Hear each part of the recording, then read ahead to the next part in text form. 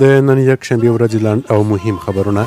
د افغانستان اسلامي امارت د ریاست الوزرا د اقتصادي مرستیال ملا عبدالغني برادر اخوند په حضور کې نن د شاوخوا 4 میلیارډ افغانیو په ارزښت د برېښنا تولید او ساختماني پروژو اړوند 4 قراردادونه له کورنیو او بهرنیو شرکتونو سره لاسلیک شول. د پلخمري ښاروالۍ په مالي لګښت د څه باندې 4 میلیونو افغانیو په لګښت د پلخمري ښار د روښانونو پروژې چارې پیل شوې. په ننګرهار پوهنتون کې د لومړي ځل لپاره د 15 میلیونه افغانیو په لګښت د یو علمي څېړنیز مرکز د جوړېدو چارې پیل شوې چې د مسؤلینو په وینا دغه مرکز په جوړېدو سره به د څېړنې په برخه کې د زده کړیالانو ستونزې تر ډېره بریده اوارې شي.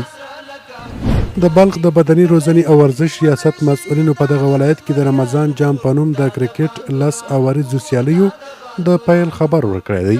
دغه سیالۍ په مرکز مزار شریف کې د 6 لوبډلو ترمنځ پیل شوي چې 10 ورځې به دوام وکړي. د افغانستان اسلامي امارت د ملي دفاع وزارت په 201 خالد بن ولید رضی الله عنه قلو اردو کې 100 پوځي وسایط ترمیم او ګټې اخیستنې ته چمتو کړل. د تورخم کمیسار ملا عبدالجبار حکمت وایي چې د تورخم دروازه د 3 ساعته ځنډ وروسته بیرته د مسافرو پر مخ پرانیستل شوه.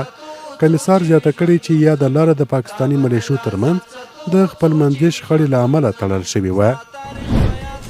د ننګرهار ولایت تورخم ښارګوټي اړوند عمري کمپ کې د کلیو بیا رغونې او پراختیا ریاست تر چتر لاندې د یونیسف له لوري په 8 میلیونه افغانیو مالي لګښت د پاکو اوبو 2 شبکو چارې جریان لري.